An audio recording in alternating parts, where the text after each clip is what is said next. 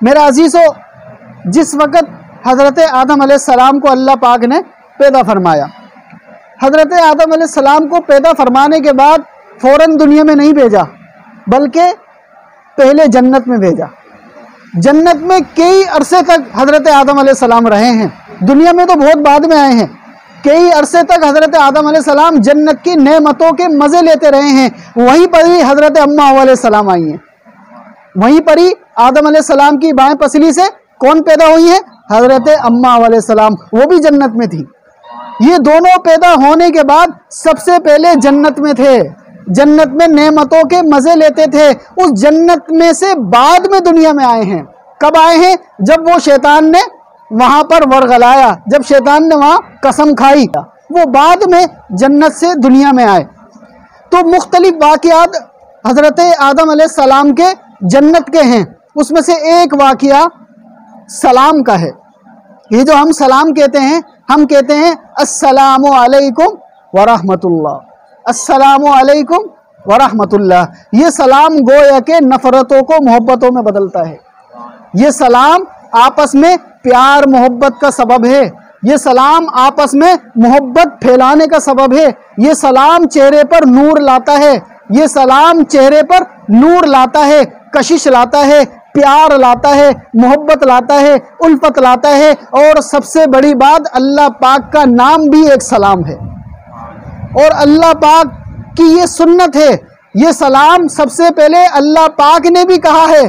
کس کو کہا ہے؟ سورہ یاسین کے اندر ہے، سلام قولا من رب الرحیم، سلام قولا من رب الرحیم۔ وہ اللہ خود بھی سلام کر رہا ہے، سلام قولا من رب الرحیم۔ تو گویا کہ جب حضرت آدم علیہ السلام ایک مرتبہ جنت میں تھے تو اللہ پاک نے ارشاد فرمایا کہ اے آدم، اے میرے خلیفہ، اے میرے پیارے، اے میرے ہاتھ سے بنائے ہوئے انسان، ایک کام کرو، فلاں جگہ پر جا کر فرشتوں کو سلام کرو۔ وہاں پر فرشتوں کی جماعت بیٹھی ہوئی ہے، وہاں پر جا کر ان کو سلام کرو۔ آپ کے سلام کے جواب میں جو کہیں وہ آ کر مجھے بتانا۔ یہ ایک تعلیم دی جا رہی ہے انسانوں کو۔ حضرت آدم علیہ السلام فلاں جگہ پر گئے، وہاں پر فرشتوں کی جماعت بیٹھی ہوئی تھی۔ حضرت آدم علیہ السلام نے کہا السلام علیکم، السلام علیکم۔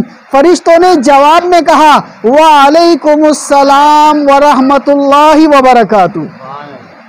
یہاں پر آدم علیہ السلام نے صرف کیا کہا؟ السلام علیکم۔ فرشتوں نے جواب میں کیا کہا؟ وعلیکم السلام ورحمۃ اللہ وبرکاتہ، جس کا ترجمہ یہ ہے، آدم علیہ السلام نے کہا کہ اے فرشتوں تم پر سلامتی ہو، اے فرشتوں تم پر سلامتی ہو۔ جواب میں فرشتوں نے کہا کہ اے آدم آپ پر بھی سلامتی ہو، اور سلامتی کے ساتھ ساتھ اللہ کی رحمتیں بھی ہوں، اللہ کی برکتیں بھی ہوں۔ گویا کہ انہوں نے ایک دعا دی، آدم علیہ السلام نے ایک دعا دی، جواب میں 3 دعائیں مل گئی، جواب میں 3 دعائیں مل گئی۔ جس وقت انسان، جس وقت مسلمان اپنے کسی مسلمان بھائی کو سلام کرتا ہے، اس سلام کے وقت آسمان سے 100 نیکیاں نیچے اترتی ہیں۔ کتنی؟ 100 نیکیاں نیچے اترتی ہیں، جس میں سے 90 نیکیاں سلام میں پہل کرنے والے کو ملتی ہیں، اور 10 نیکیاں جواب دینے والے کو ملتی ہیں۔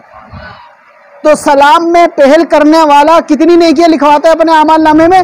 90۔ اور جواب دینے والا کتنی لکھواتا ہے؟ 10۔ اب کسی نے سلام کیا السلام علیکم ورحمۃ اللہ وبرکاتہ، 90 نیکیاں لکھ لی فوراً، لیکن اس کے علاوہ بھی لکھی، اس کے علاوہ کتنی لکھی؟ اس کے علاوہ 30 نیکیاں اور لکھی۔ کیوں؟ اس نے کیا کہا؟ السلام علیکم 10، السلام علیکم ورحمۃ اللہ وبرکاتہ۔ اس نے 3 دعائیں دی۔ گویا کہ صرف یہ بھی کہتا نا السلام علیکم تو 90 نیکیاں تو پھر بھی ملتی، لیکن پھر 10 اور ملتی۔ کتنی ملتی؟ 10 اور ملتی، 100 مل جاتی۔ لیکن اس نے کہا السلام علیکم ورحمۃ اللہ وبرکاتہ، تو گویا کہ 30 نیکیاں یہ ملی اور 90 نیکیاں وہ ملی، ٹوٹل 120 نیکیاں اس کا عمل نامہ ملی۔ اور جواب دینے والے نے کہا وعلیکم السلام ورحمۃ اللہ وبرکاتہ. 30 نیکیاں اس کی ملی اور 10 نیکیاں جواب دینے کی ملی، گویا کہ 40 نیکیاں ملی. تو یہ سلام کرنے کی عادت بنانی ہے. جو کوئی بھی مل جائے السلام علیکم، جو کوئی بھی مل جائے.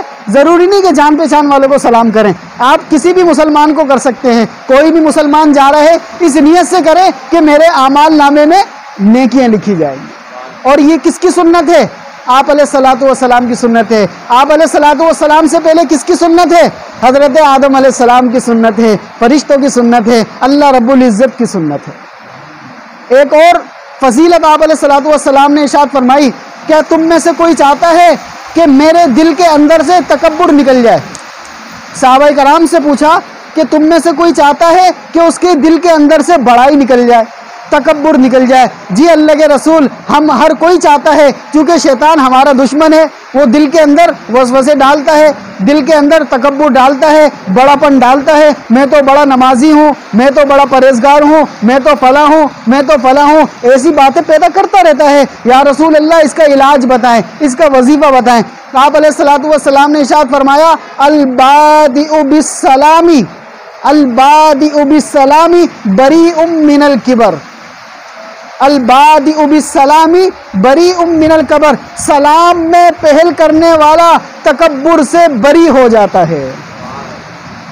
جو شخص چاہتا ہے کہ میرے دل سے بڑا پن نکل جائے، میرے دل سے تکبر نکل جائے، اس کو چاہیے کہ سلام میں پہل کرے.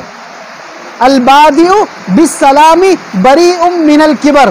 آپ علیہ الصلوۃ والسلام نے ارشاد فرمایا کہ سلام میں پہل کرنے والا تکبر سے نجات پا جاتا ہے. تو سب کوشش کریں گے نا انشاءاللہ، سلام کی عادت بنائیں گے. یہی سلام کل قیامت والے دن ہو سکتا ہے ہماری نجات کا ذریعہ بن جائے. درس قرآن، درس حدیث، اصلاحی بیانات، فقہی مسائل اور وظائف کے لیے مفتی ابو بکر انصاری کے چینل کو سبسکرائب کریں.